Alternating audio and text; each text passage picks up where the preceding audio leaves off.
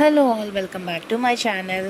ఈరోజు మా ఇంట్లో ఒక చిన్న సైజు యుద్ధం జరగబోతోంది. ఎందుకు అంటే మా ఇంట్లో ఇవాళ నేను బ్రేక్ఫాస్ట్లోకి ఉప్మా చేయబోతున్నాను అనమాట. సో ఎందుకో తెలియదు కానీ అన్ని రకాల బ్రేక్ఫాస్ట్లోకి ఈ ఉప్మా అనేది మాత్రం కాస్త వెనకబడిందండి.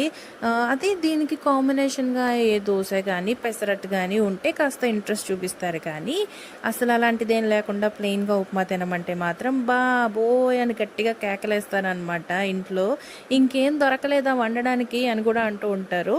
బేసిక్గా నేను 10 డేస్కి ఒకసారో లేకపోతే వారానికి ఒకసారి అలా ప్లాన్ చేస్తాను ఉప్మా చేయడానికి. ఆ 10 రోజులకు ఒకసారి తినడానికి కూడా బాబోయ్ అని అంటూ ఉంటారు. సో ఈ ఉప్మాని కాస్త ఇంట్రెస్టింగ్గా తయారు చేయడానికి నేను ఇందులో కొంచెం తురిమిన అల్లం వేస్తూ ఉంటాను, వెజిటేబుల్స్ యాడ్ చేస్తూ ఉంటాను. యాక్చువల్గా ఈ ఉప్మాని ఎంతగా ఇష్టపడరు, కానీ ఈ ఉప్మాని ఎన్ని కేటగిరీస్లోకి తొయ్యొచ్చో తెలుసా అండి. మనం వెజిటేబుల్స్ మ్యాక్సిమం యాడ్ చేసామనుకోండి, చక్కగా ఫైబర్ రిచ్ ఫుడ్ అనొచ్చు, తర్వాత ఈజీగా డైజెషన్ అవుతుంది అండ్ బేబీ ఫ్రెండ్లీ ఫుడ్ అని చెప్పొచ్చు. సో తక్కువ క్యాలరీస్ ఉంటుంది, లెస్ ఆయిల్తో చేసుకోవచ్చు. సో డైట్ చేసే వాళ్ళకు కూడా డైట్ ఫ్రెండ్లీ ఫుడ్ అని చెప్పొచ్చు. ఇలా ఎన్ని చెప్పినప్పటికీ కూడా అది ఉప్మానే కానీ బిర్యానీ కాదుగా అని ఒక సింపుల్ డైలాగ్ వేసి పక్కకి వెళ్ళిపోతూ ఉంటారనమాట.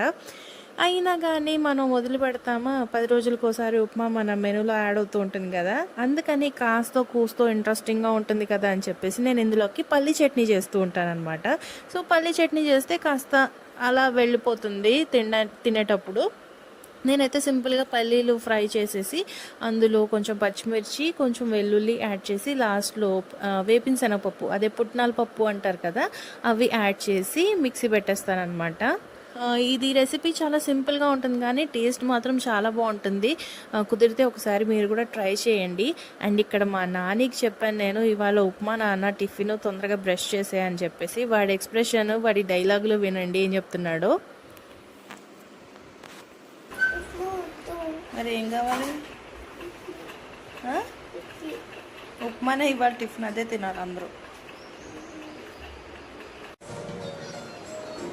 ఎలా ఉంది మమ్మీ? ఇలా చూడు. సో ఇదన్నమాట మా నాన్నగాడి డైలాగ్, ఎక్స్ప్రెషన్స్ ఉప్మా తినడానికి. సో ఫైనల్లీ వాడిని ఎంత బతిలాడుకున్నా సగం తిని సగం పక్కన పెట్టేశాడు. ఆ పక్కన పెట్టేసిన సగంలో ఇంకొంచెం యాడ్ చేసుకొని చక్కగా పల్లి చట్నీ వేసుకొని నేను ఫినిష్ చేశాను నా బ్రేక్ఫాస్ట్ ఇవాళ. ఇంతకీ మీకు ఉప్మా అంటే ఇష్టమా లేదా కామెంట్ సెక్షన్లో కామెంట్ పెట్టండి. Thank you for watching. Bye bye.